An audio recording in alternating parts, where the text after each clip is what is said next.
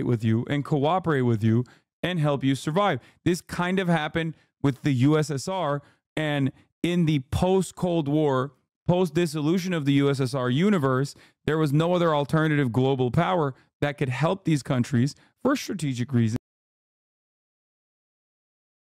Best parts. U.S. recognizes Maduro's rival as winner of the Venezuelan election. Oh, dude. Okay. Never mind. Never mind. Okay. Now I'm reaffirming my commitment. Now I'm reaffirming my commitment to Maduro. Oh, brother. That's crazy. Oh, can you talk about Iran? I missed the start of the stream. No. Yeah. Walter's been making a lot of really good, Walter's been making a lot of great, videos making fun of the right stuff, date the right stuff or whatever, you know? Anyway. Wait, so do you think Maduro won? I didn't. Originally, I thought it was like, you know, I thought that it was a little odd. Now I think he did. Even if he didn't. The United States on Thursday night recognized Venezuela's opposition presidential candidate Edmundo Gonzalez as the winner of the country's disputed presidential election. The announcement by Secretary of State Anthony J. Blinken comes despite a claim by country's authoritarian president Nicolas Maduro and by the government-controlled electoral body that Mr. Maduro won the vote. Mr. Maduro has yet to produce clear evidence of a victory, and election officials have failed to provide a vote count. Mr. Gonzalez's campaign says that it has receipts from more than 80% of voting machines that indicate that he won the election by an insurmountable margin. Mr. Blinken in a statement said that given the overwhelming evidence, it is clear to the United States and most importantly to the Venezuelan people that Edmundo Gonzalez Urrutia won the most votes in Venezuela's presidential election on Sunday. We congratulated Edmundo Gonzalez Urrutia on a successful campaign, Mr. Blinken continued. Now it's time for the Venezuelan parties to begin discussions of a respectful, peaceful transition in accordance with Venezuelan electoral law. It's wild how we talk about other countries. Like, it's so funny. Like, come on now. Like, that's an insane... Maduro 100% didn't win. Be for real right now. I don't think so. I don't think he... listen, you want to know what's funny about this? I think that every single person that disputed in Latin America, every single person that's like even remotely left that disputed Maduro's election victory, including AMLO, including Lula, will probably turn around and be like, nope, never mind. Maduro won. He's the legitimate president. Myself included, despite not being of Latin American descent. Because you can't, like, this in and of itself is literally just like, it will negatively polarize people. Like, it will negatively polarize people against, like, every country looks at this and goes, dude, this is ridiculous. Lula Petro for Colombia and AMLO had a meeting today to talk about Venezuela, and they have it clear. Let's see the results, but no intervention, which is what's happening. Exactly. If America just shut the fuck up and took a step back for once, I'm almost certain that like these other countries would be like, let's actually look, let's intervene, or let's let's see the vote results. Let's analyze how you actually won this victory. Because like it didn't pass the smell test, at least for me, on my first observation. Now, obviously, I'm over here. I don't know what's going on. It's hard. Having said that, however, immediately, as soon as America comes in and is like, oh no, we actually recognize the other side as the true and just leadership, most of those other countries that otherwise would have been like, oh yeah, let's demand some proof that you actually won, is going to turn around and be like, okay, never mind. My bad. Like, they're the bag up for the Venezuelan people, as they have always bag up for Venezuelan people in general. America, I mean. Little known paper sheets are key to declaring victory in Venezuela's election. Country's main opposition coalition both claimed, and President Nicolas Maduro and the country's main opposition both claimed that they had won Sunday's presidential election. National Electoral Authority proclaimed Maduro the winner. The opposition representative Edmundo Gonzalez said it had evidence to the contrary. Okay. Electoral authorities installed more than 30,000 voting machines, and by law, the opposition had the right to representatives at all voting centers, but not all were allowed in Sunday or were ousted before the polls closed. After the polls closed, Venezuela's electronic voting machines can print sheets tallying all the votes each counted. I've said this already. I said this in my last, when I covered it. Like, Maduro, not a popular president or a popular guy in Venezuela. Part of that has to do with corruption. Part of that has to do with mismanagement. And a big chunk of that has to do with the sanctions placed on the country of Venezuela that has absolutely gutted and crippled Venezuela. These sanctions that are placed on the country of Venezuela are deliberately designed to create this kind of politically volatile situation in Venezuela so that you can create a structure where the people will inevitably rise up and overthrow its government. Okay? Like he is not a popular person, especially because the longer the more younger generations become voter eligible, the further they are away from the Chavista movement. Like he came into popularity by riding the Chavez wave. A lot of Americans also never recognized Chavez as a popular leader either, but Chavez was demonstrably popular. Okay? Certainly polarizing, but still demonstrably popular. So popular that he basically carried Maduro as a legacy pick. Okay? Of course, he was demonstrably popular by some of the most voiceless people in Western media. You know, indigenous populations, poor populations, rural folk. Those people don't get a lot of coverage in American news in general. But that doesn't matter because those people still vote. Okay? And Chavez was also an incredibly charismatic figure as well. So that popularity basically carried Maduro, but the crippling sanctions on Venezuela, like I said, paired up with the mismanagement of Venezuelan currency, an inability to diversify its productive output, and corruption in general, made it so that like more and more people who didn't grow up and know what it was like, who didn't get captivated by the Chavista momentum and popularity, are of course understandably like, well, everything I've known growing up in this country has been, and it's because of the guy in charge. So in a way, American sanctions are over the course of over the course of a decade have basically become successful in creating a genuine anti-Maduro wing in the population, regardless of political ideology. This does not mean that every single person that hates Maduro in Venezuela is actually a right-wing Christo-fascist or whatever. There are a lot of right-wingers in Venezuela as well. Okay, of course, many of them now live in America. Go to Miami if you want to see what right-wing Venezuelans look like and think. Having said that, however, this does not mean that the genuine anti-Maduro sentiment expressed by the Venezuelan population is actually coming from just right-wingers, okay? I strongly disagree with this line. Sanctions have never really worked as a popularity adjustment. Over the course of the sanctions, the Venezuelan government's GDP, sanctions and also the OPEC plus, like sanctions and the price of oil dropping dramatically together have literally destroyed the Venezuelan GDP, like 99%, almost. I mean, I'm exaggerating. So if you act like the sanctions did not play a role, then if they didn't play any role in like genuinely creating an economic catastrophe in Venezuela, then there would be no sanctions on Venezuela. Come on, let's be for real. Doesn't every country have a right to stop trade with another country, whether it's China, India, or America, especially for moral reasons? Great question. Why is it that America happens to stop any other country on the planet from even doing any kind of trade with Venezuela then? How come no one else gets to have a say except for the United States of America?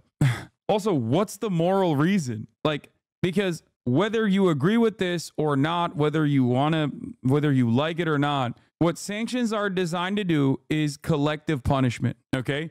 Sanctions are supposed to cripple the economy so that it creates volatility inside of the country that will then inevitably lead to a real, resilient, anti-government movement inside of the country, okay? If we were sanctioning countries for moral reasons, like we did in South Africa, I guess, we would be sanctioning the state of Israel. It's so odd that there are no sanctions on Israel, but sanctions on Cuba for the crime of having a popular revolution and overthrowing a brutal, monstrous dictator that we were supplying with arms. So here are declassified CIA documents on Cuban embargo sanctions that clearly state their goals to bring about hunger, desperation, and overthrow the government.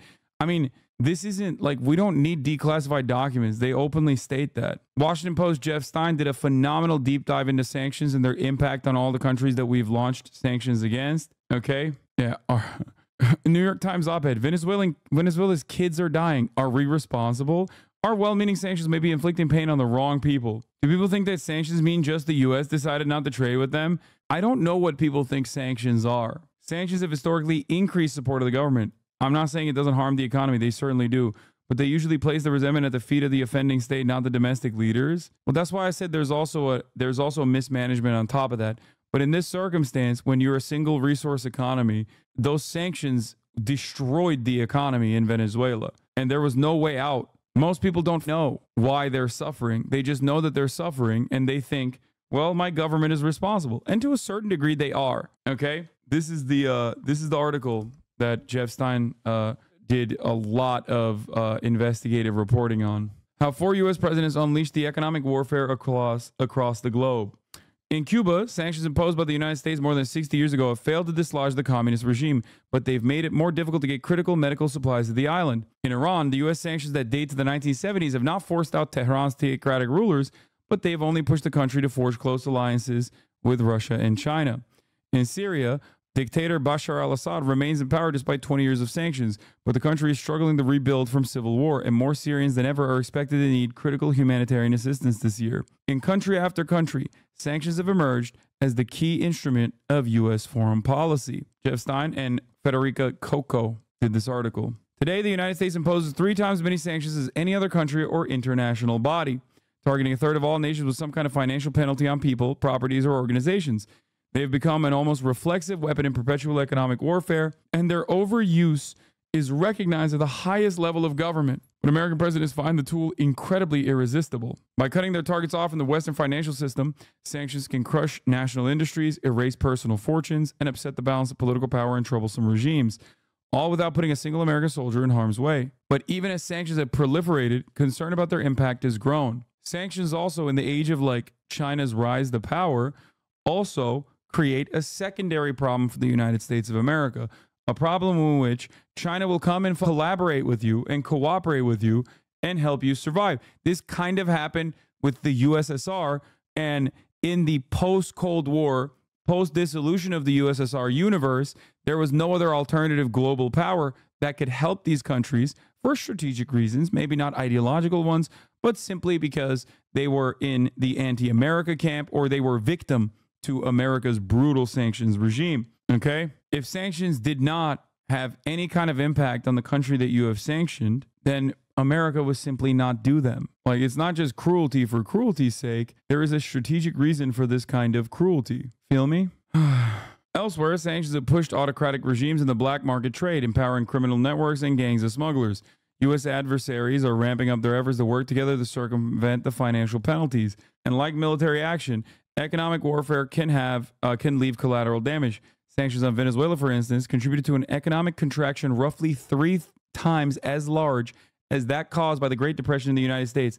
Now go ahead and tell me that that is not significant. Go ahead. Tell me that that wouldn't actually create a genuine environment of instability. This is functionally trying to bring about man-made famine conditions, bring about some kind of genocidal condition, okay? You're out of your dang mind if you think that this is not unimaginably significant, okay?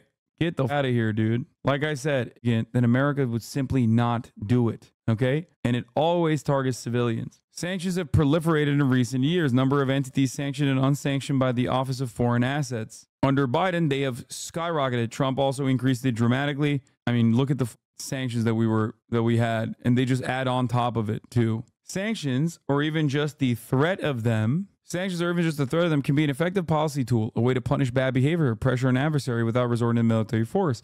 Sanctions have allowed the U.S. government to take moral, economically meaningful stands against perpetrators of war crimes. They helped bring an end to South Africa's apartheid regime and contributed to the eventual overthrow of the Serbian dictator Slobodan Milosevic. Even when they fail, proponents say they can be preferable to the alternative, which might be doing nothing or going to war. Still, North Korea has been sanctioned for more than half a century without halting Pyongyang's efforts to acquire nuclear weapons and intercontinental ballistic missiles. U.S. sanctions on Nicaragua have done little to deter the authoritarian regime of President Daniel Ortega. 2 years of sanctions on Russia over its invasion of Ukraine have degraded Moscow's long-term economic prospects and raised the cost of military production. But these sanctions have also spawned a dark fleet of ships selling oil outside of international regulations while bringing the Kremlin into closer alliance with Beijing. Alarm about sanctions rise has reached the highest levels of the U.S. government. Some senior administration officials have told President Biden directly that overuse of sanctions risk making the tool less valuable. And yet, despite recognition that the volume of sanctions may be excessive, U.S. officials tend to see each individual action as justified, making it hard to stop the trend. The United States is imposing sanctions at a record-setting pace again this year, with more than 60% of all low-income countries now under some form of financial penalty. I want to read that again for this chatter that said, don't American sanctions usually not target food and allow for humanitarian assistance? It helps weaken rival countries, but it's done morally? No, dude. No, it's not. The United States is imposing sanctions at a record-setting pace again this year, with more than 60% of all low-income countries now under some form of financial penalty. Yeah, dude, it's super moral to stop like medicine vials from being transported into countries. I can't think of how moral that is. It is the only thing between diplomacy and war, and as such has become the most important foreign policy tool in the U.S. arsenal, says Bill Reinsch, a former Commerce Department official, and now the Scholl Chair in the International Business at the Center for Strategic and International Studies, a Washington-based think tank. And yet, Reinsch said, so one must ask themselves, why is a Commerce Department official now sitting at an international business think tank talking about America's foreign policy in terms of economic warfare? This is maybe a line that you need to cross against one another to just, just think about it. And yet, Ryan said, nobody in the government is sure this whole strategy is even working. Economic warfare has been around for millennia. Ancient Athens imposed trade sanctions. Wait, what the fuck is this like stuck? I can't. Oh, there it is. Ancient Athens imposed trade sanctions on its adversaries. Saddam Hussein's invasion of Kuwait in 1990 gave rise to a new form of the weapon, an international blockade of exports to Iraq. After the Gulf War, comprehensive sanctions made it impossible for Iraq to export oil or import supplies to rebuild its decimated water and electrical systems, and illnesses such as cholera and typhoid surged. At the same time, with the collapse of the Soviet Union, the United States was emerging as the world's unrivaled superpower, both financially. Yes, I know. This is the Jeff Stein interview. We'll do it. Is this the Jeff Stein interview? Oh, it is. You know what? Okay, we'll just watch the video. You guys hate when I read. The Washington Post expose titled Money War, How 4 U.S. Presidents Unleashed Economic Warfare Across the Globe. The Post reporting examines how the U.S. has increasingly relied on economic sanctions that have left collateral damage across the globe.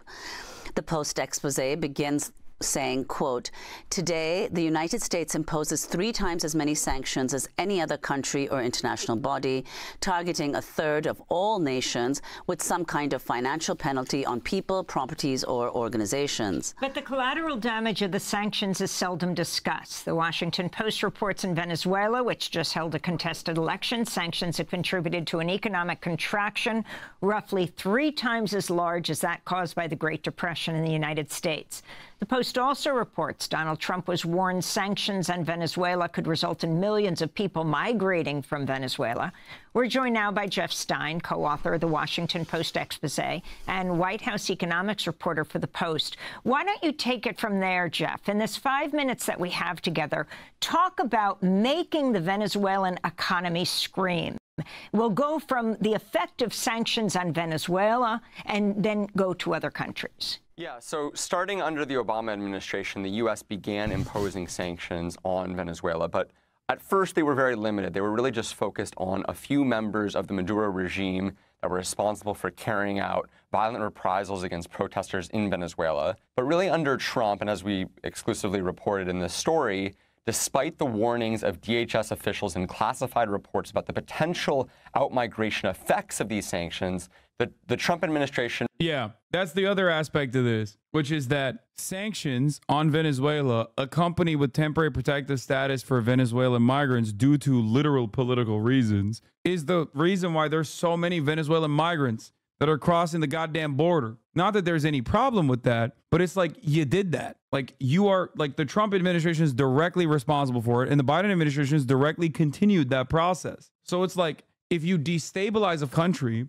and people have no opportunity to eat, they're going to move somewhere where they can. Okay. Like it's so stupid that like the idea is, yeah, let's just starve these people and then expect them to do a people's revolution, a revolt. Venezuela has been going to shit far before the sanctions. Yeah, dude, that's why before the sanctions, people were writing about Venezuela as like literally one of the best, like one of the bro, Venezuela was so not doing bad that Fox News, I remember an article in 2012, Fox News wrote an article about how Venezuela was actually capitalist. The American Enterprise Institute was talking about how, like, guys, hold on now. Everyone's talking about how socialist Venezuela is. It's actually capitalist, okay? Or not 2012, in 2002. Shouldn't have backed terrorism. Dude, you are delusional. I've never backed the United States of America and its foreign ambitions, okay? Yeah, this is it. No, it was in 2010, sorry.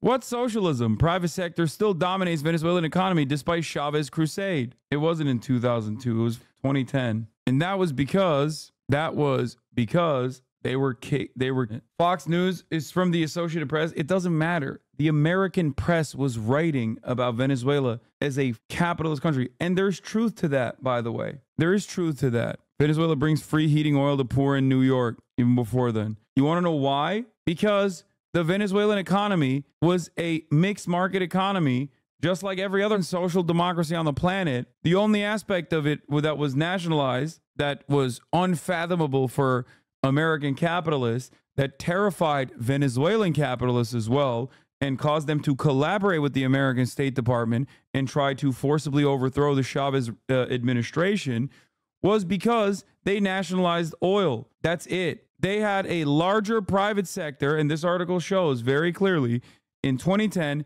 they had a larger private sector than France. One must ask themselves this question: how come Norway, which has its entirety of its extraction industries nationalized, never run into the same problem that Venezuela ran into? Is it because they're, smarter than the Venezuelans? Is that what it was?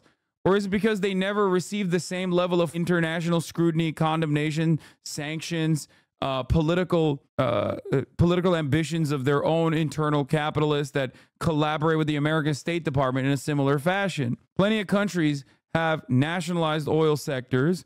Venezuela, it was treated like it was a crime. Look, while production has declined, the public sector has swelled from about 1.4 million workers in 1999 to about 2.4 in 2010. They don't have the capacity to manage any country, said Rafael Davila Guaricuco, a 34-year-old port crane operator. They're destroying everything. That's precisely the perception Chavez tries to fight in his speeches. The bourgeoisie is trying to convince Venezuelans that the path of socialism isn't viable, that all businesses in socialism go bust. It's the opposite, Chavez said. He pitches cut rate prices as subsidized state-run supermarkets like a salesman, and touts a successful state-run dairy factory, cooking oil plant, and the nationalized telephone company. State-run markets are a part of Chavez's attempt to counter 31% inflation that has been battering the country alongside a recession that shrank the economy 5.8% in the first quarter. Venezuela is now the only South American country with a shrinking economy according to the latest figures available. Tensions are growing between Chavez and business leaders. What the fuck? They changed this article? This article was like literally talking about how sick Venezuela's economy is and how it's... Am I having a Berenstein Bears moment? They updated in 2014. I didn't read this article in 2010. I read it recently. Not recently, but a couple years ago. Anyway, strategy been selectively nationalized companies, set state-run supermarkets, promote worker-managed businesses while trying to convince Venezuela to accept this vaguely defined brand of 21st century socialism. It's hard to sell a country hooked on consumerism. Here, this is the one, yeah. Yet creating a socialist economy is one of Chavez's most elusive goals. A stark example of the disconnect between the president's rhetoric and the reality on the ground. In fact, the private sector still controls 2/3 of Venezuela's economy, the same as when Chavez was elected in 1998, according to estimates by Central Bank. Venezuela is socialist, but they persecute this Communist Party of Venezuela. No, dude, I'm not saying that, and neither are they, okay? The point is that much has been made about, much criticism has been launched about socialism in Venezuela. Socialism in Venezuela is destroy the markets, is destroy the government, is destroy the country, and it objectively did not, okay? And it was not a socialist country at all. It was barely even a transitional socialist state. Oh, they're not socialist. Anyway, the reasons are political and practical. Chavez knows most Venezuelans recoil from the idea of Cuban-style state control, and his government is far from being capable of taking over and running a majority of the economy. Yeah. Anyway, let's continue with this. And really choked off the main source of export revenue. 96% of Venezuela's export revenue comes from oil sales. And what the U.S. effectively did over the course of 3 to 4 years was to block those sales from occurring in international markets. And that really strangled the joint ventures that were sort of the life. Yeah, that's it. That's it. That's the key thing. They're a single resource. They are a single resource economy. Okay. And Chavez, to his credit, tried and failed to increase agricultural output. Now, if you notice, the reason why he was pushing for state-run grocery chains is because a lot of the supermarket chains in the country are owned by like a couple families who are all obviously right-wing psychopaths, right-wing capitalist psychopaths, who also happen to own all the fucking media companies. They're also the same people that, once again, collaborated with the American government. That's why when the first coup was launched against Chavez, which was, by the way, thwarted by a popular uprising, the American government did what they did today. They immediately recognized the head of the Venezuelan Chamber of Commerce as the actual legal president of Venezuela. This did happen. I don't know why you're saying false. That is literally what happened. I don't know why you're acting like this is not a thing that happened. It's just regular American and Venezuelan history. Nothing I've said is contested. I don't know why you're saying it's false. Oh my God. Yes, diversifying failed because private businesses lobbied against the government's output. They did. Blood of the Venezuelan economy. This means sort of the oil deals that were worked out with U.S. producers, with the Venezuelans, that were providing them with the revenue that they needed to buy sort of imports from other countries. And when that happened, you saw the numbers are just staggering. 71% economic contraction in Venezuela, as you mentioned, 3 times as great as the U.S. Great Depression, and greater than any other peacetime economic collapse recorded in modern history, greater than many other economic collapses of countries at war, including Ukraine after the Russian invasion, or Iraq after the U.S. invasion in 2003. So this is a cataclysmic event, and economists go back and forth, and it seems clear to me from my reporting that I feel like a lot of leftists in America don't understand what to do after the revolution. Chavez's goal after winning was to reduce poverty, feed kids, give land to peasants. We did a lot of those things. Improve rural living, urbanize, build hospitals, build roads into areas inside of Venezuela that never really got that kind of help or assistance from the government at all. Problem is, improve literacy rates. Problem is, those people are not the people that are ever going to get prominently displayed in America. Those are not the people that are flying to America. Those are people that don't have family members in America going to American schools. You know who does have children going to American schools, American colleges, flying to America easily? Motherfucking agricultural business giants and people that own the factories. Those are the voiceless people in every country that you never hear about. Okay. Now this was before. I'm not talking about before. That was like, what I'm talking about is literally, 10 plus years ago, more than 10 years ago. Okay. Now the people coming from Venezuela are everyone that is trying to not starve. They obviously also have a tremendous amount of resentment towards Maduro. But yeah, ultimately, they tried to do a coup in 2002 where snipers killed 10 people during a shootout between the protesters and blamed it on Chavez. They kidnapped them until popular movement and the presidential guard put them back in power. That's what I'm talking about. That's where the American State Department immediately came out and said, we recognize the real leader of Venezuela as the head of the Venezuelan Chamber of Commerce. Come on, dude. Economic collapse in Venezuela predates U.S. sanctions. Venezuela had inflation of over 800% before Trump really tightened the screws on the Venezuelan economy. But there is also no doubt that these U.S. measures made the economic situation in Venezuela worse, and at the cost of, while despite that cost, did not push out Maduro's government, and obviously Maduro still remains in power today. So can you say, Jeff, this is Venezuela's case, but also elsewhere, how effective have U.S. economic sanctions been? There was a time, which you point out in the piece, with apartheid South Africa. Sanctions helped bring down and apartheid. Also in Serbia, the demise of Milosevic's... Sanctions didn't start with Trump, but with Obama? No, even before then. I think there were some sanctions before Obama as well. But no, Obama kickstarted the sanctions. Donald Trump increased it by really fucking high margins in an effort to literally destroy the Venezuelan economy, destroy Venezuelan existence. Regime also through sanctions or partially through sanctions. But what about now? Now I think it's really hard to say. Academic attempts. Why don't other Western nations just ignore the U.S. sanctions and trade anyway? I don't know. Maybe because 80% of all trade on the current planet is done with the dollar. A process like SWIFT runs the fucking world. So countries are legitimately terrified of going against America's wishes, and they will refuse to sell pharmaceutical products to countries like Iran and countries like Venezuela. That's not even a joke. That literally is the case. Hasan, the number is 45%. I thought it was higher. I guess I'm wrong. The sanctions were not that far reaching with Venezuela to the point of SWIFT cutoff. Brother, I don't know what you're doing when you say this, because even the threat of sanctions causes many international cooperators of the United States of America to immediately stop trading. Like this is cope. When people say this is actually cope. When people say, oh, dude, you don't understand. They weren't that far reaching. Here's a common trope. American State Department enjoyers will also always love to say, not saying that Cloud District enjoyer is one of them, but they will also always say, what do you mean? These sanctions are not far reaching. I'm sorry. We just sanctioned Maduro and a bunch of other people in his administration. It's not like we sanctioned the entire government. It's not like we sanctioned the entire country. Okay. That's a classic fucking lie that people love saying. Well, they'll be like, excuse me, the sanctions are actually on individuals. It has nothing to do with the economy. The economy just kind of did that on its own. It just imploded on its own completely. It's worse than the Great Depression, dude. Come on. Attempts to sort of isolate the effects of sanctions and whether they have worked or not are very hard to quantify. Some studies I've seen suggest that the success rate is between 15 and 30%, which, given that we have sanctions now in some form on roughly a third of all nations and 60% of all poor countries, suggests a very high failure rate.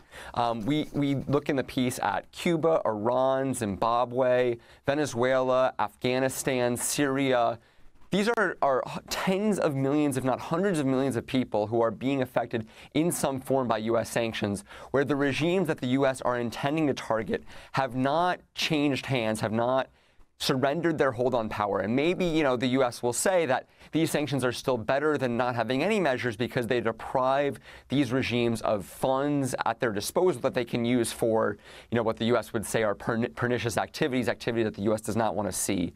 But at the same time, in terms of actually leading to changes of regime, we don't really see that very much. And many critics will argue that, in fact, sanctions... Yeah, it just causes the fucking leadership to harden its stances and become increasingly more brutal for understandable reasons. There is no direct analog for the United States of America, so I can't even explain it to Americans because you will never understand it until you live in a country that is impacted by Western decisions.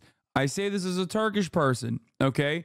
I know what it's like when your nation has to do austerity because the IMF told you so. So, there is no way that I can describe this to an American human being because you have never experienced this and you will never know what it's like. It's impossible. That's why every role reversal type situation has to be basically an outside power, like a fucking alien coming down with magical laser beams and dominating America for Americans to be able to fucking comprehend it. They just don't know. You will never know. Okay. You will never know the way that the rest of the planet exists under America and the Western banking system's fucking watchful eye and oppressive thumb. You just won't know. There's no way that I can get you to understand that.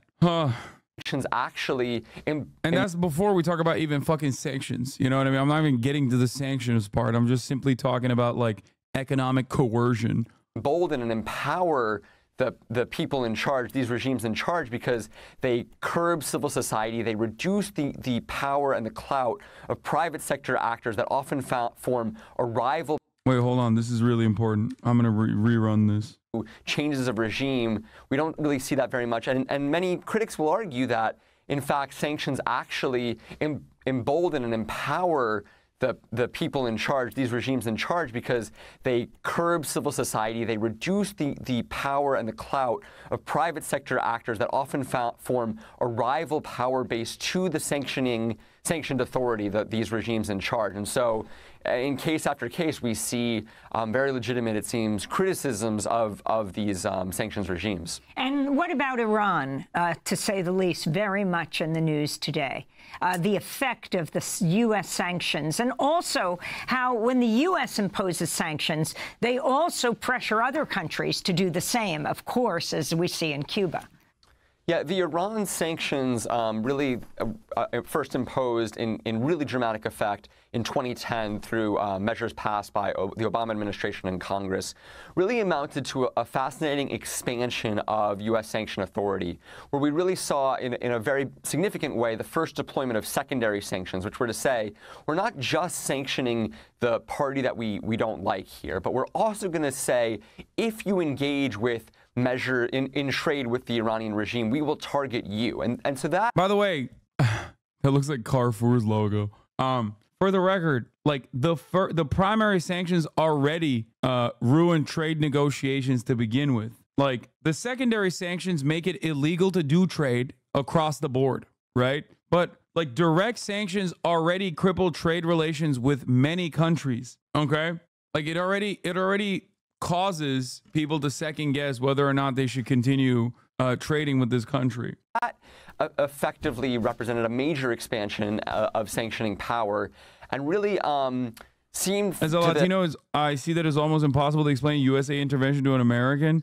No, I think people in this community get it. It also goes beyond that. Yeah, we're like literally intercepting export ships and shit. Like, remember what people were? Remember when everyone freaked out over the fucking Houthis, the Ansar Allah administration, being like, "Yeah, if you're trying to do trade with Israel, like we will take your ship." And everyone was like, "What the fuck? That's terrorism. What the fuck? That's piracy." It's like, dude, America does that as well. What are you talking about? When we do it, it's like it's a given. We don't half the time. We don't even have to do it because when we just say no more trade, that's it. It stops. The advocates of, like, think about it this way.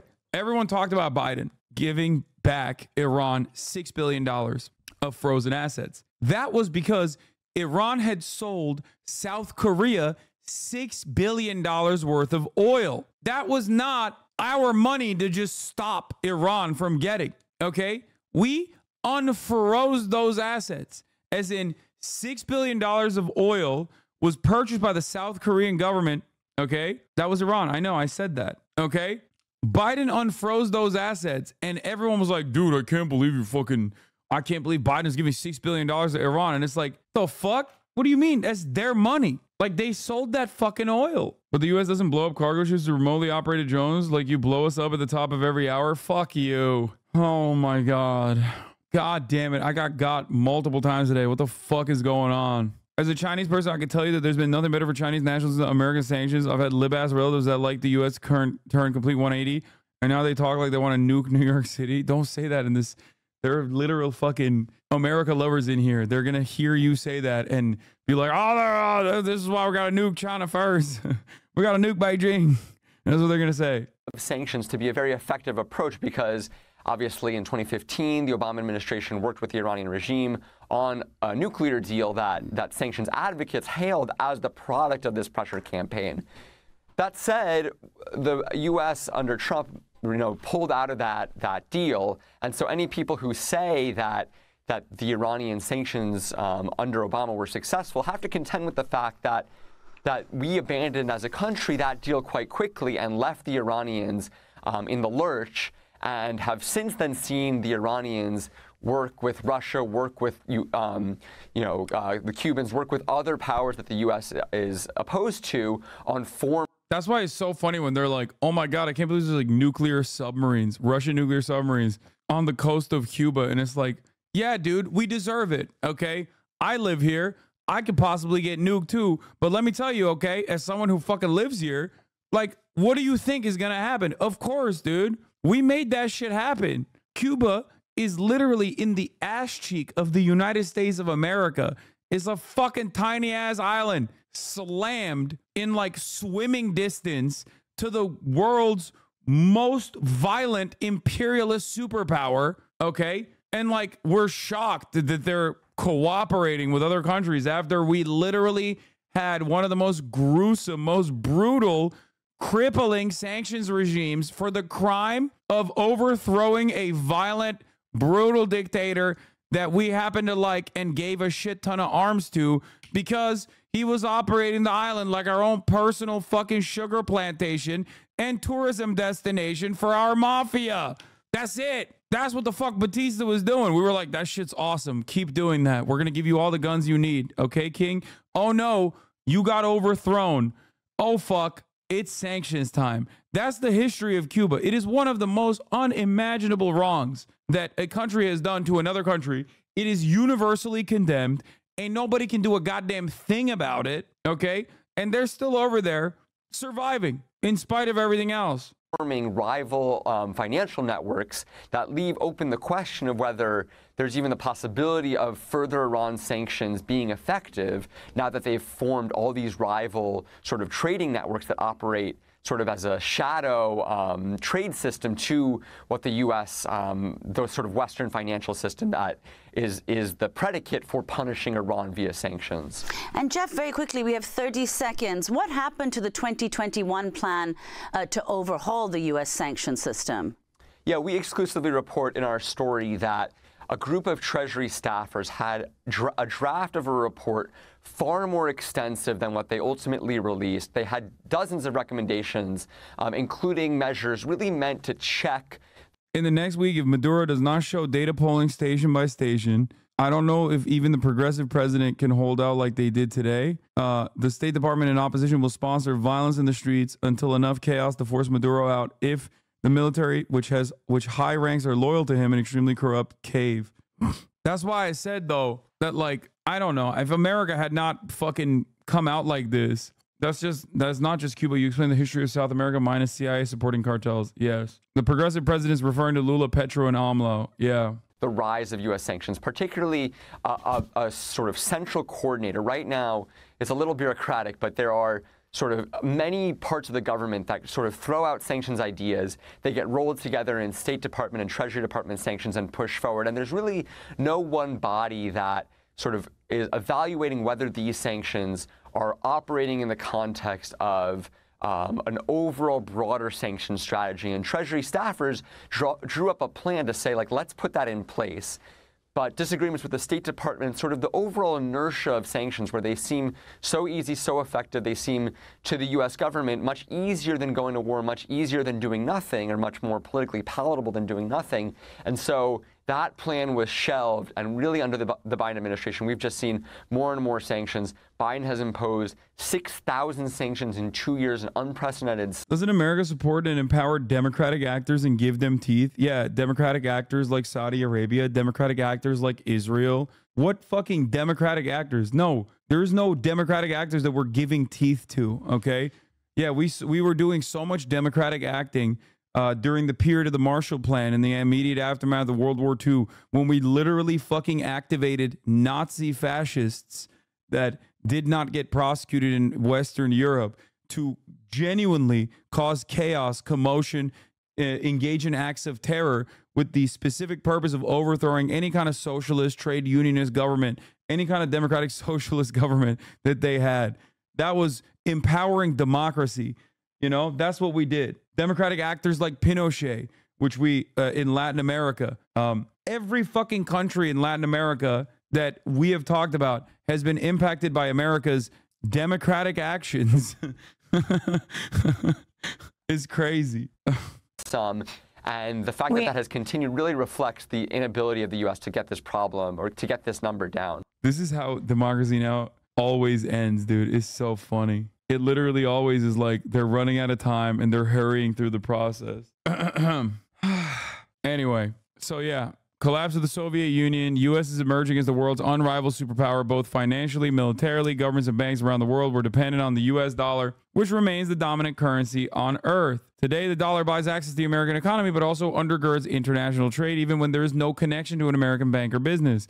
Commodities like oil are priced globally against the greenback, and countries trading their own currencies rely on dollars to complete international transactions.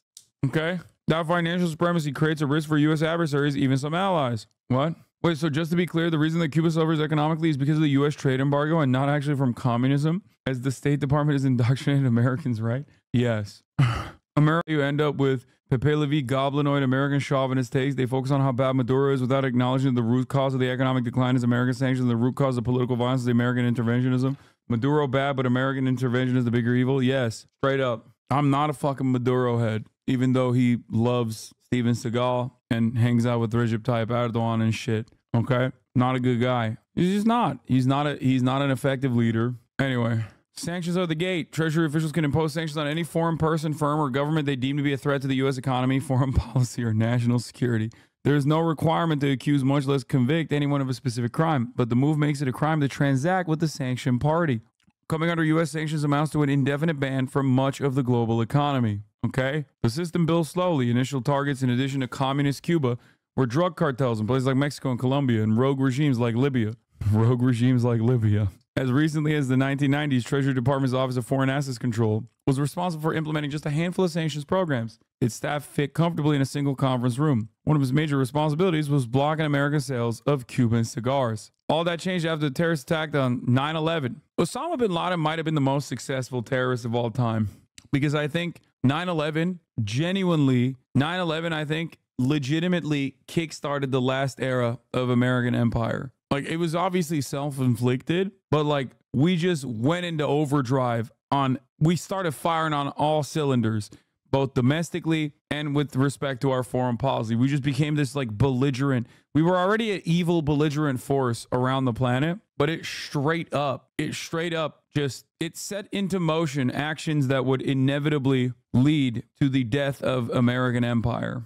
Yeah, like a spark on a powder keg. America will collapse tomorrow at 3 p.m., guys. Okay, what are you talking about? I'm not a fucking economist writer for China, okay? I'm not on the China beat at The Economist. That's not what I'm saying at all. See you on Reddit. What do you mean? We're just ripping ourselves apart. It's literally true. This doesn't mean it's going to happen tomorrow. But I think post 9/11, the United States of America is basically the death rattle. Like, it's the final chapter. It'll take longer than fucking 20 years, 30 years, 40 years, maybe 100 years. But anyway, let's continue. All that changed after terrorist attacks. Congress enacted legislation to compel financial institutions to maintain records of consumer transactions, hand them over to law enforcement. Suddenly, U.S. officials had volumes of information on the world's banking customers, just as the rise of digital banking gave new insights into the worldwide flow of money. As the Treasury Department became a key player in the global war on terrorism, U.S. policymakers began to understand the power of nations' financial hegemony. Experts urged a more sophisticated approach than the blunt embargo used in Iraq.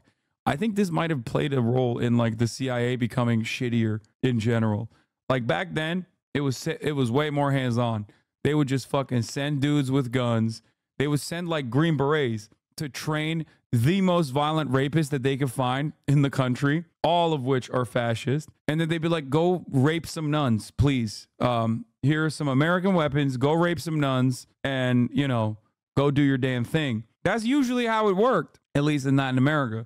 Then they were like, oh shit, we could just crunch some numbers and just cripple entire economies, you know? We would do death squad shit. We get some drugs, and then we would ship those drugs back into the United States of America, flood them into black and brown neighborhoods, do a war on drugs, you know, the cool stuff, so that we can have our own domestic colonies inside of the imperial core. Since, after all, according to the 13th Amendment, slavery is legal, literally is, as long as it's within the prison system. And then the CIA started quiet quitting. Yeah, the CIA pulled off 9/11 and we're like, we did the best thing we could have done. That's it. They were like, this is the greatest work that I've ever pulled off. Oh my God, we're invading Iraq. What else can we do? Yeah, my magnum opus. Can't top that. Gotta retire when you're on top. And then they fucking started quiet quitting after that. Please tell me you're exaggerating about the nun thing. Oh, I wish I was exaggerating when I'm talking about like raping nuns. The CIA and American military trained violent fascist paramilitaries raping nuns. No, that's real. Anyway, yeah. Ask Ana Navarro's dad. Which is crazy. Like, that's how fucking nasty we are as a nation, that you can have like a prominent former Republican, now never Trumper, commentator post on the timeline that her father was a fucking nun raper terrorist, okay? Or at the very least was connected to them. Like, it's not a joke. Like, she literally said that. That's also part of the reason why I think it's like, that's also part of the reason why I think it's kind of crazy when people will be like, oh, Benjamin Netanyahu's the biggest war criminal in the room. I'm like, bro, come on. We're the United States of America. Like, his crimes are still under our umbrella of war crimes. You know what I mean? Like, he's the little guy in the room. They also would spike babies with bayonets. That's also true. They would literally chuck babies up in the air and spike the baby with a bayonet. Of course, for democracy, for bringing about democracy. Guys, it was for democracy. The alternative was so much worse. Can you please? The alternative would be much, much worse. Okay. Oh God, I can't even imagine. Okay. Experts urge a more sophisticated approach than the blunt embargo used in Iraq. Smart sanctions, these advocates hoped, would be more precise, applying maximum pressure by cutting off malicious actors. Proof of concept soon materialized. In 2003, North Korea alarmed the world by withdrawing from a nuclear weapons treaty. Treasury officials under President George W. Bush not only targeted the Macau bank that processed payments for Pyongyang, but also threatened any banks that traded with one. North Korean officials howled, and the measure stymied Pyongyang's finances. The episode was a revelation for Treasury staffers. America appeared to have cowed a foe halfway around the world without firing a single bullet or spending a single penny. It was a pivotal moment, said Kristen Patel, who served in senior roles of the Treasury Department's Financial Crimes Enforcement Network from 2015 to 2017, and now teaches sanctions policy and illicit finance at Syracuse University. Treasury got the go-ahead to start pounding things with his hammer. The playbook soon shifted to include bigger targets and more aggressive enforcement. In 2010, Barack Obama worked with Congress to approve sanctions designed to force Iran to give up its nuclear ambitions. The Justice Department began levying billions of dollars in fines on Western banks that defied Treasury prohibitions. These sanctions applied not just to Iran, but also to firms trading with Iran, undercutting Tehran's links to international markets. Iranian leaders buckled, deciding to seek a nuclear deal that promised to end the financial isolation, which is why what Donald Trump did was so insanely fucked, by the way. Like, so impressively fucked. Like, you would think America can't get any worse, and then, you know. Your tires have petroleum in them, I'm afraid. This is a boy video. So I think I'm gonna have to confiscate your tires. 他们要拿走我的胎，说里面有 petroleum， 我就奇怪了很久，所以我现在在回家。 This shows the far-reaching consequences of sanctions and how fucking it's not just marginal and irrelevant. I gotta pee. Tensions with North Korea are at an all-time high. We've seen rocket tests on one side and aggressive military drills on the other, and just mean nicknames all around. And just when it starts to reach boiling point, we somehow avoid nuclear war and just slap on a bunch of sanctions instead. It's really good. We like dodged a bullet with that one. Well, I don't know, maybe the US dodged a bullet, but this new round of sanctions, it comes of North Korea's GDP. I mean, you remember the financial crisis of 2008? That only cut out 5% of America's GDP. The worst recession since the Great Depression. Okay, now picture that, but multiply it by 6. The worst recession since the recession. Ah! It's hideous! Yeah, exactly. And this is exactly what the North Koreans are going through right now because of these sanctions. The West has been slapping these sanctions on countries for decades now. Yeah, but come on, these aren't your regular everyday sanctions. They call this something completely different. Targeted sanctions. Targeted sanctions. More targeted sanctions. Smart sanctions. Smart sanctions. Smart sanctions. Oh yeah, the smart sanctions. These ones are so smart that they killed 576,000 Iraqi children in just 4 years in the 90s. No. Haven't you seen the news? Those are the old sanctions. These are the new smart sanctions. They're so advanced that they only target the people at the top of the regime. The order allows for targeting individuals. Target individuals. Sanctions which personally targeted North Korean leader Kim Jong-un. Put North Korean leader Kim Jong-un on its sanctions list. So these new sanctions on North Korea are banning over 50% of petroleum imports into the country. And you know what this means? It means that Kim Jong-un personally cannot drive his car to the rocket factory. That's ridiculous. You know that these smart sanctions affect civilians the most. No. I bet that if you implemented the same smart sanctions into Australia, people would completely understand that these are a necessary surgical procedure that only target the Prime Minister. How could you possibly prove that? No. I know just the guy to settle this bet. Faster than an intercontinental ballistic missile. Less visible than a stealth bomber. an unwelcome visitor from a much more powerful country. It's Sanction Man. They look so young. Bro, this was in 2017.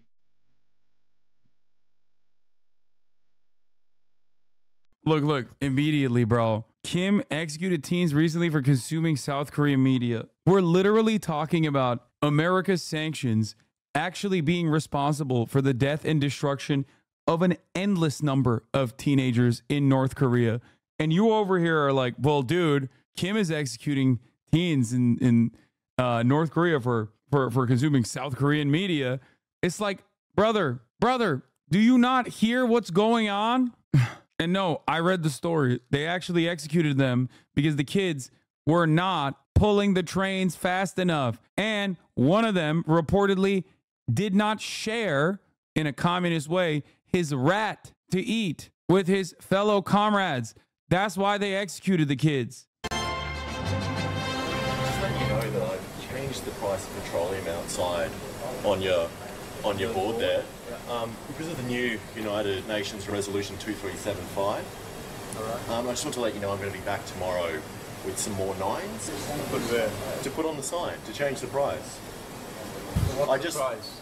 Well, the price at the moment is $911 per litre. There's a new sanction on petroleum which is changing the way buses run. So we're only running buses that are going predominantly downhill. Serious? Yeah, serious. Is it going uphill or is it going downhill? It's going up like that, but Okay. I think that one is cancelled as well. Is it? This is the kind of sarcasm that gets you in trouble on Bilibili. Okay, well, I don't know what else you want me to do. Maybe I should wear like I should wear Maoist garb. Yeah. So no buses are getting cancelled today? Not if they're going uphill. Is any buses going to Surrey Hills? I'm not sure. Yeah. Surrey Hills uphill or downhill? Do North Koreans even drive? How does this affect them? Yes, dude. What? Yes, North Koreans drive. Like, there are cars in North Korea, chatter. Yes, it's not as, it's not like New York City. Low key, that's not a terrible question. Oh my God, yes, dude. North Korea has cars, and yes, people in North Korea do crazy because they actually hired all those people. This was 8 years ago. Dude, the thing is, North Korea used to be fucked after the collapse of the USSR. Like, fucked, okay? Massive famine. Did America do anything about it? Fuck no. They were like, yeah, let them die. Who cares? But since then, all things considered, they've been able to dramatically recover from those circumstances. So a lot of people operate on the conditions that like North Korea looked like in the early 90s or maybe even in the early 2000s. But since then, obviously, there has been a economic recovery. Doesn't mean that the situation is great. That doesn't change the reality that the government is incredibly restrictive. Partially, it is because of the consequence of crippling international sanctions, lack of international access in general, this leads, I think, the paranoid leadership to be even more despotic. But no, they're not fucking Amish. No, the reason why I'm not saying that the Korean War is because post-Korean War, North Korea's recovery, all things considered, was pretty solid. They were in a better circumstance even after America destroyed pretty much every fucking city. They were still in a better situation due to, one, the relief efforts that we're getting from the USSR and the trade that they were engaging in with the USSR. And they were actually better off than even South Korea for quite a while. When people think about North Korea, they think about like post-collapse of the USSR North Korea.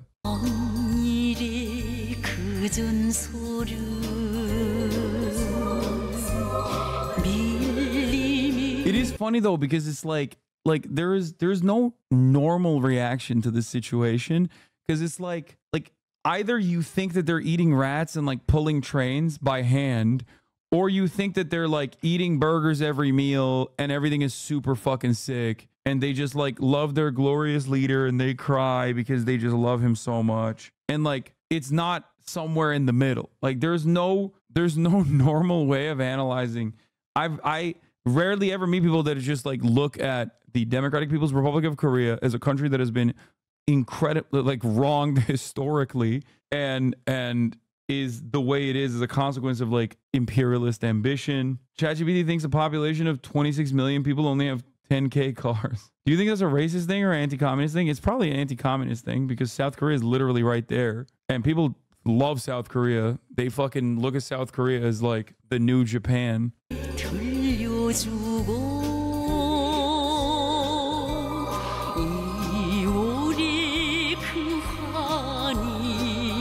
Wouldn't Iran be like a good analogous situation, just a less developed, more isolated version? Not that West always understand Iran, but yeah, what do you mean? I mean, dude, are you kidding me? Iran is also Muslim. They literally think Iranians live in mud huts. Like the average American probably would be shocked at seeing how fucking developed Iran is. they like there are people in Iran right now watching me. Okay, right now as we speak, there are motherfuckers that live in Iran that are watching me. Okay, either through VPNs or I don't know, but like that is unimaginable to the average American. They're like, what do you mean? In their mud huts, in their tents when they drive their camel to work? Like, no idea. I thought everything was flat. Are you the manager? Yeah. Yeah, I'm just letting you know that I've taken the soap out of the bathroom. Yeah, because this contains petroleum. Yeah, and in accordance with the new Resolution 2375 from the United Nations, I'm going to have to confiscate it. Clear one, okay. I'll take that one. Thank you for that.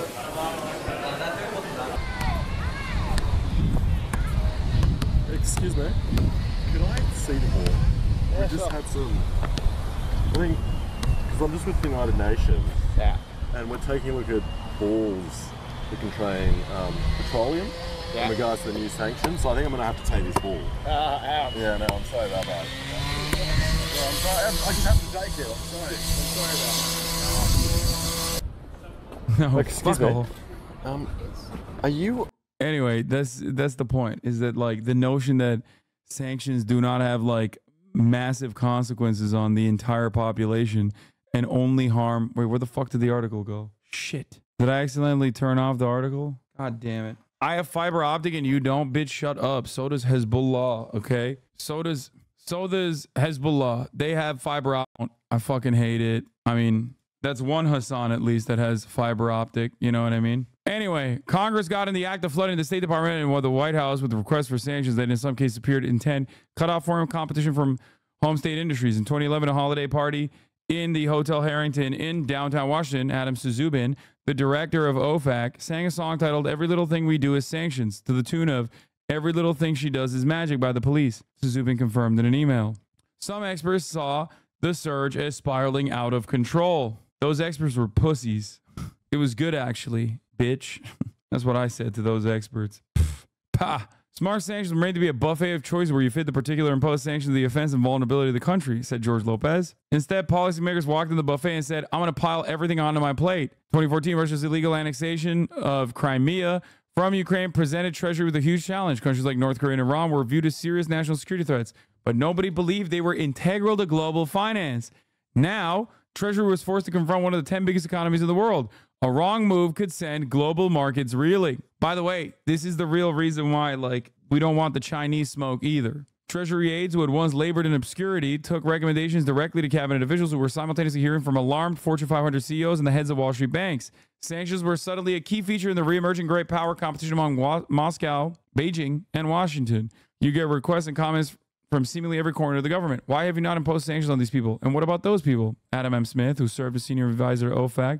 Regardless if you were a Democrat or Republican, the thought process was, why would you not continue to do this? But government officials began to notice problems with the Treasury's new regime. Sanctions on Russia targeting allies of President Vladimir Putin and state banks had no effect on the control of Crimea. European leaders grew angry over fines levied on their banks. Wall Street power brokers started to grumble about the cost of complying with the dizzying new instructions. The number of sanctioned entities appeared to be growing too fast for OFAC to keep up. Nuance bred confusion. Requests for clarification poured in, and the number of lawsuits against the agency tripled. Turnover intensified. Yeah, by the way, this is like straight bully shit, because like another part of it, as the chatter also mentioned, the best part of sanctions is you can steal the money too, which is like insane. You can freeze the assets, or maybe in the nuclear option, you can literally take the assets, which is what we're now choosing to do with the Russian sanctions as well. With like in the situation with Russia, yeah, they kind of do deserve a little bit of that smoke. Okay, they're doing something really fucked up and they're just not stopping.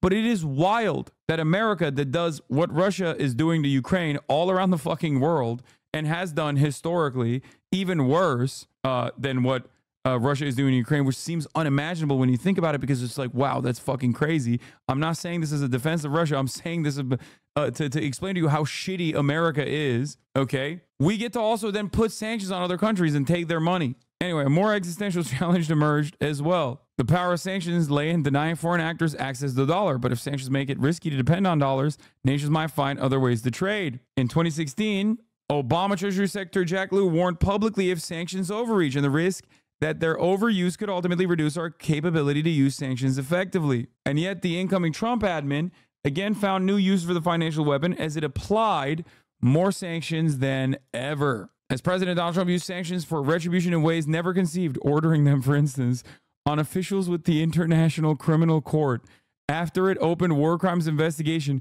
into the behavior of U.S. troops in Afghanistan and another country, which is not mentioned in this article.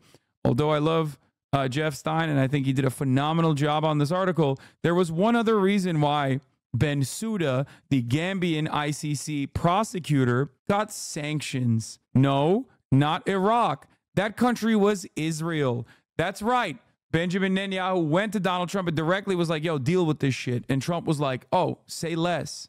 Bensouda, the very same Bensouda that was being harassed, threatened, doxxed, and also ritualistically humiliated by Israeli newspapers, and was, of course, round-the-clock surveilled by Mossad. You know, that's what good guys do. Let's continue. So sanctions impact high severity: Iran 1979, North Korea 50s, Venezuela 2005, Cuba 1962, Syria 1979.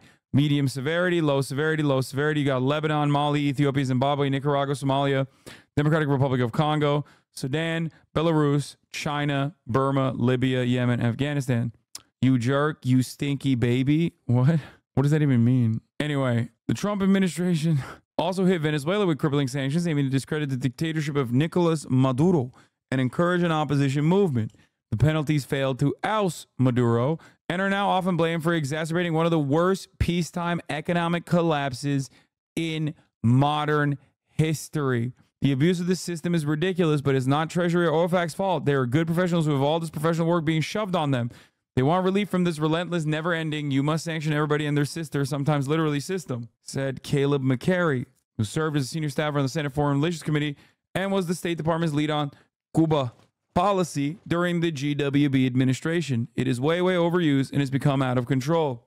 By the time Biden's inauguration came around, a consensus had emerged among his transition team that something had to change. Summer of 2021, 5 Treasury staffers worked up an internal draft proposing to restructure the sanction system and ran roughly 40 pages. But like the 3 previous admins, Biden's team found the power difficult to give up. It's just like, it feels so good to do sanctions. You know what I mean? So why would you stop? Have you even considered how good it makes me feel to implement sanctions to genuinely collapse the economy of a nation that I have declared a foreign adversary? Nobody ever thinks about it like that, as a treat. Treasury staffers watched their bosses take out key parts of their plan, including a provision that would have created central coordinators, said the people familiar with the document. By the time the Treasury publicly released its 2021 sanctions review in October that year, the 40-page draft had dwindled to 8 pages and contained earlier documents' most toothless recommendations, the people said.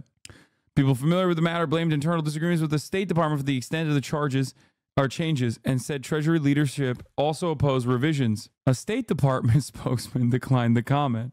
4 months later, Russian troops marched into Ukraine, and Biden unleashed an unprecedented volley of more than 6,000 sanctions in 2 years.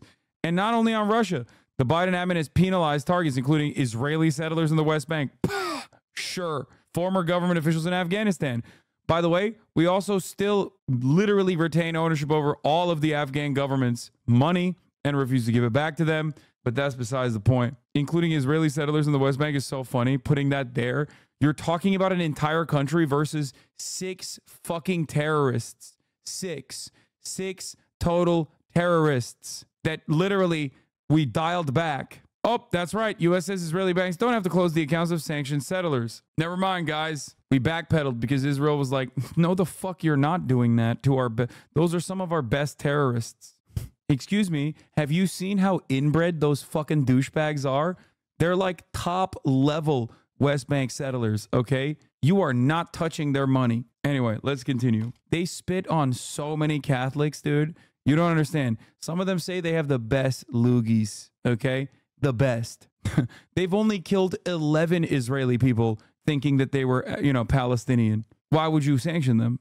Meanwhile, the sanctions, alleged fentanyl dealers in Mexico, North Macedonian spyware company.